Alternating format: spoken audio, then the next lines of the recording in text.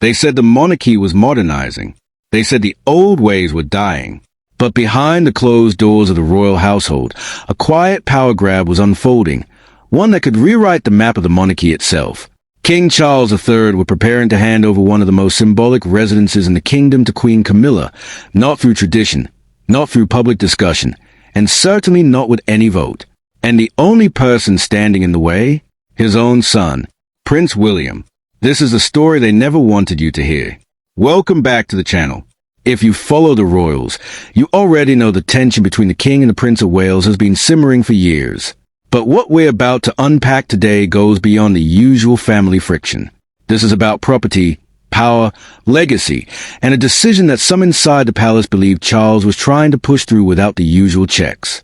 Let's set the stage. For nearly 2 centuries, Buckingham Palace stood as the official London residence of the British monarch. Queen Victoria moved in, every sovereign after her used it as the face of the crown. When Queen Elizabeth II died in 2022, the expectation was clear.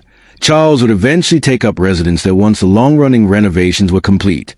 The palace was being modernized at a cost of hundreds of millions of pounds of public money. The wiring, the plumbing, the heating, all being brought into the 21st century. By early 2027, the work was scheduled to finish. The natural next step seemed obvious. Except Charles had other plans. In June 2026, when the annual sovereign grant accounts were published, the bombshell dropped. James Chalmers, keeper of the Privy Purse, confirmed what many had only whispered. The King and Queen would not be moving into Buckingham Palace. Clarence House, the elegant, more intimate residence on the Mall that Charles had called home since 2003, would remain their London base. Buckingham Palace would stay the ceremonial and operational headquarters. More of it would be open to the public. But the personal residence? That would stay with Clarence House and with Camilla. On the surface, the official line sounded reasonable. Greater public access. A more practical living arrangement. Charles has always preferred Clarence House. It was the Queen Mother's home. It feels like a real house rather than a museum. Fine. But inside royal circles, the decision raised eyebrows for a different reason.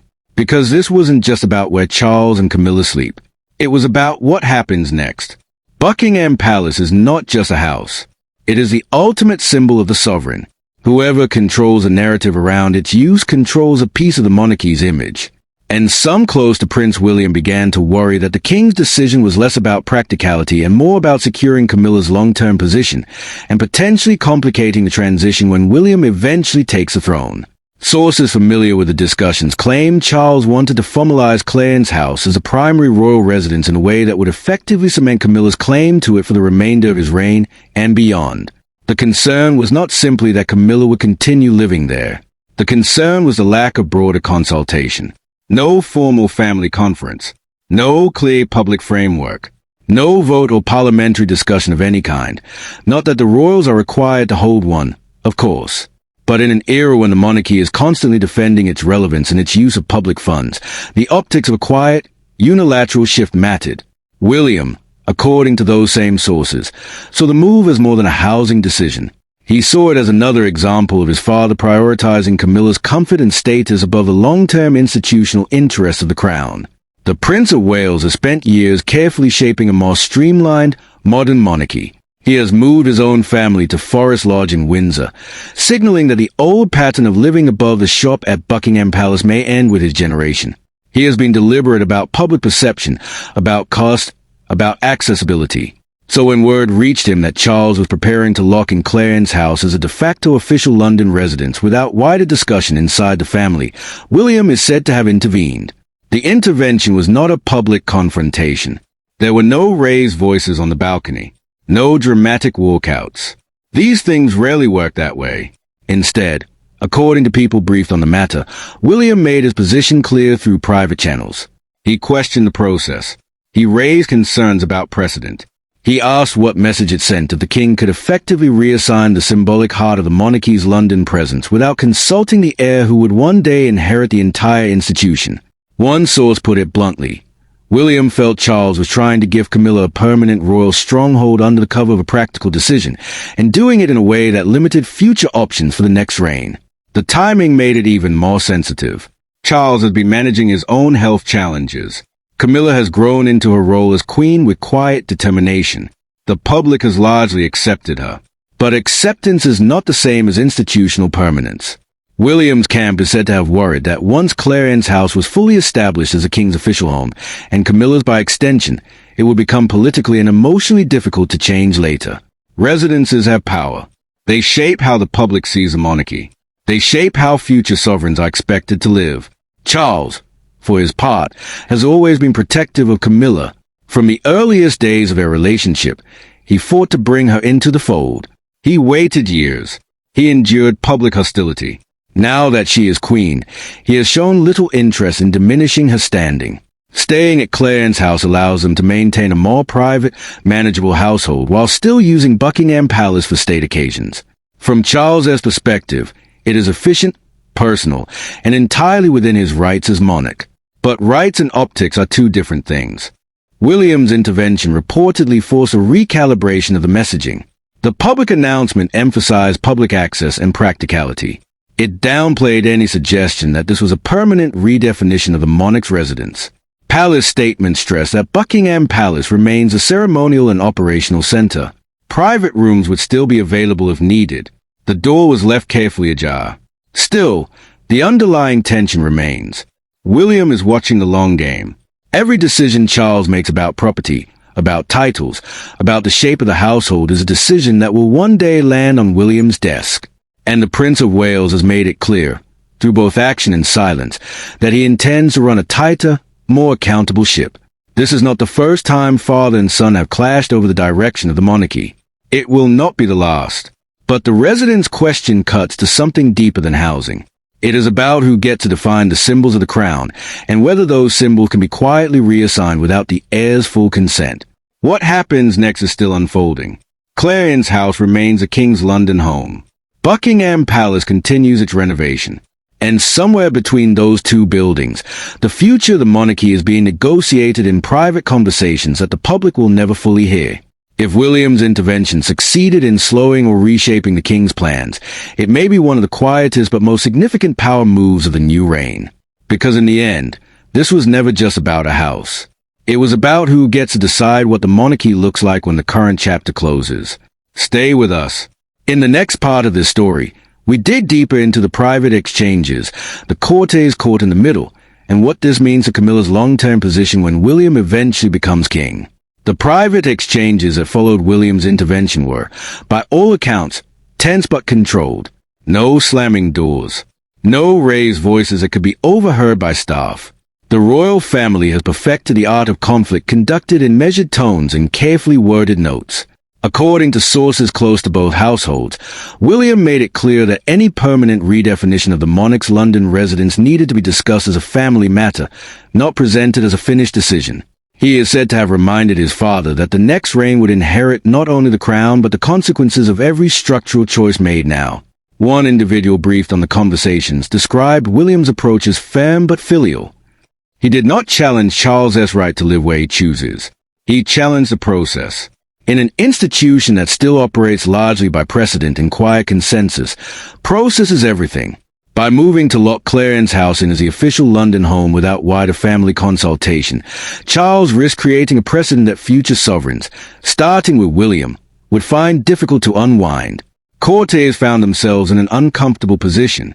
Some who had served under Queen Elizabeth II privately expressed unease. They remembered how carefully she managed the symbolism of Buckingham Palace. Others, loyal to the current king, argue that Charles was simply being practical. Clarence House is smaller, more manageable, and already adapted to modern living. Buckingham Palace, even after renovations, remains a vast and expensive machine. Keeping the king and queen there as residents would limit public access and increase security costs. From that perspective, the decision made sense. But the deeper anxiety centered on Camilla. Queen Camilla has, by most measures, succeeded in her role. She has worked steadily, avoided major controversy, and earned a measure of public acceptance that once seemed impossible. Yet acceptance is not the same as institutional permanence. Some around William worry that securing Clarence House as a couple's long-term base effectively creates a parallel royal household that could outlast Charles's reign in influence, if not in title. Residences carry emotional weight. Staff, traditions, and public associations form around them. Once established, they are hard to dismantle without looking ungenerous or politically motivated. William's camp is said to have raised exactly this point. What happens when Charles is gone? Does Camilla remain at Clarence House as Queen Dowager with the same staff, the same status, the same symbolic footing? Or does the residence revert to the new sovereign's control? These questions were not theoretical. They touched on the delicate balance between personal loyalty and institutional clarity.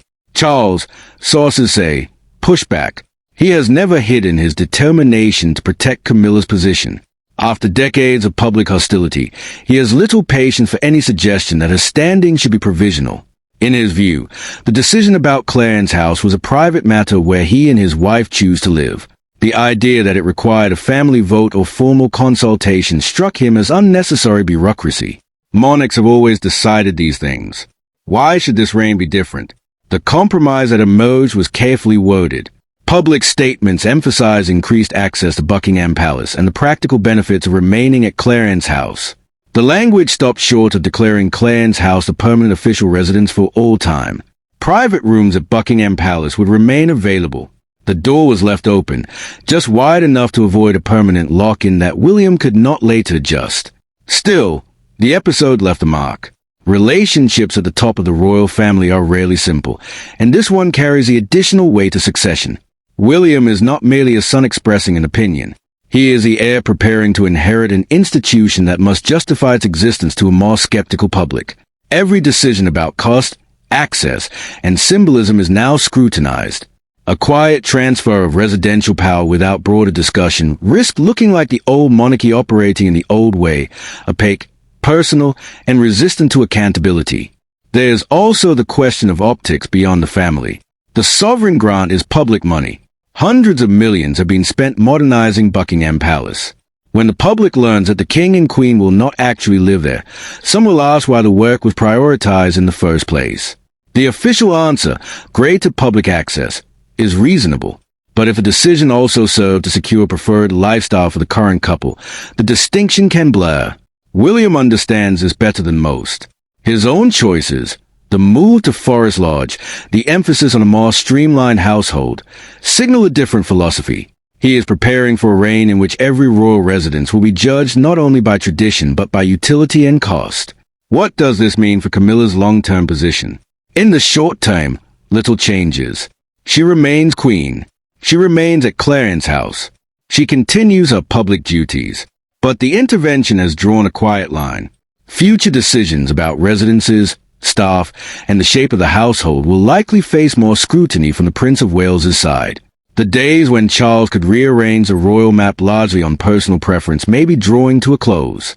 For the monarchy itself, the episode is a small but revealing stress test. Can the institution manage the transition from one reign to the next without internal friction spilling into public view? Can personal loyalty to a spouse be balanced against the long-term needs of the crown? These are not new questions. They are simply being asked again under new pressure by a new generation. William's intervention did not create a public crisis. There were no leaked letters or dramatic statements. But it did assert a principle that major structural decisions about the monarchy's physical and symbolic home should not be made in isolation. In an age when the institution's survival depends on public consent, process matters. Transparency, even limited, internal transparency, matters. As the renovations of Buckingham Palace near completion and Clarence House continues as a King's London base, the real test still lies ahead. One day the throne will pass. One day the residences will be reassigned again. When that moment comes, the quiet negotiations of 2026 may look like the first chapter in a longer struggle over what the modern monarchy is allowed to look like and who gets to decide. The palace walls are thick. The conversations stay private, but the consequences will not. The next chapter of the House of Windsor is already being written in the spaces between father and son, tradition and reform, personal loyalty and institutional duty. If this story has opened your eyes to the quiet power plays still shaping the royal family, let us know in the comments. Who do you think holds a real influence right now, Charles or William? And should major decisions about royal residences ever be made without broader family or public accountability? We read every comment. Make sure you hit that like button if you want more deep dives like this. Subscribe and turn on notifications so you never miss the stories the mainstream coverage softens or ignores. The monarchy is changing, whether it admits it or not. Stay sharp. Stay curious. We'll see you in the next one.